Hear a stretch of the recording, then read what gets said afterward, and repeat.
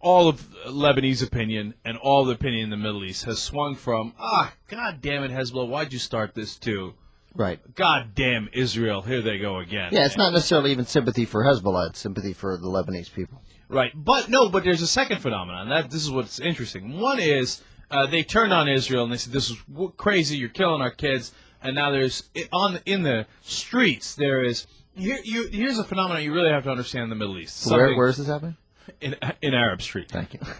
That I'm sure the president doesn't grasp. The population is far more anti-Israel and anti-U.S. to some degree.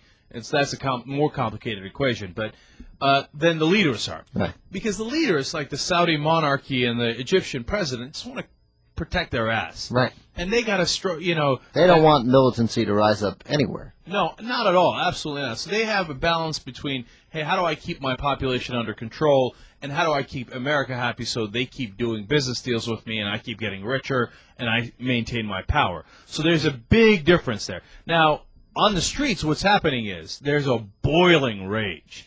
And it's boiled over to the point, the New York Times is reporting a lot, and a lot of people are reporting, they just happen to have, in my opinion, the best article about it this morning. It's getting to the point where the leaders are now afraid that it's going to boil over on them.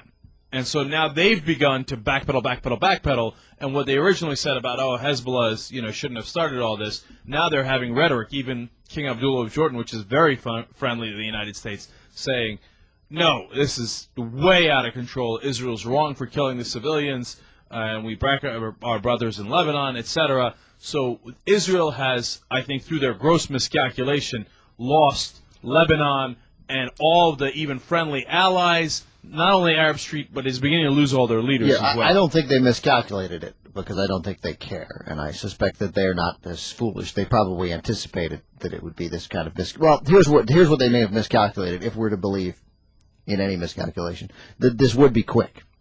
And if it had been quick, obviously, then there's less of a reaction, because it's quick. Mm-hmm. Now there's just, No, I really think they miscalculated. I think, my presumption was that world leaders are smart, except for ours.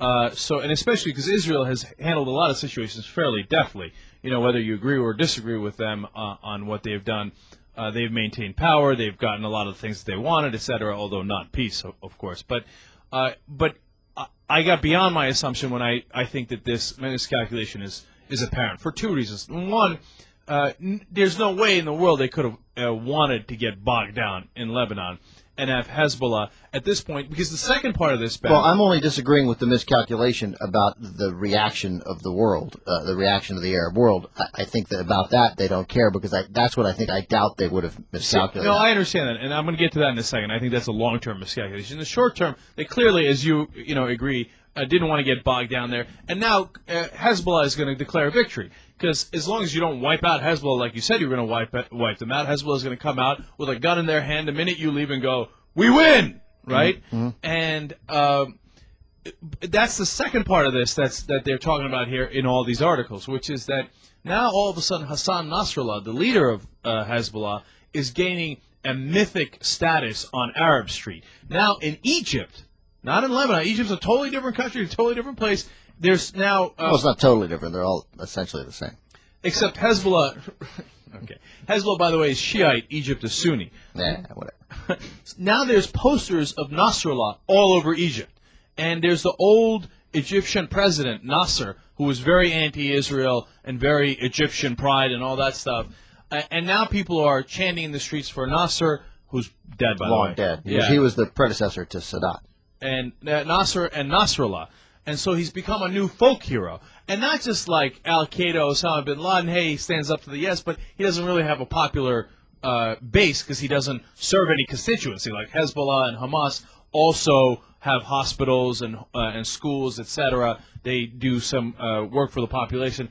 Other than Hezbollah, as you know, we were talking to Noah Feldman, Hezbollah operates in Lebanon. That's where they work. That's where they do their work. They don't work anywhere else. So, but now his base is much broader because now everybody's around. Well, and once you bring out, here's the other part of it. Once you bring out the Nasser posters in Egypt, that's a really bad sign because that also indicates that they're dissatisfied with Mubarak and they think Mubarak, their current leader, is a puppet for the U.S. And that kind of momentum with Nasrallah and Nasser posters can lead to Right, which an is also- overthrow of Mubarak, which would be disastrous for us. You don't want Muslim extremists surrounding you if you're Israel, even no matter how tough you think you are. And you fed into that. And if you have a reasonable solution or you work with others in the area, you foster moderates. If you do bombings, you foster extremists. And the more you foster and you grow the extremists, the worse situation you're in the long term. And that's why I think Israel is really miscalculated, and this is going to work against them in the long term.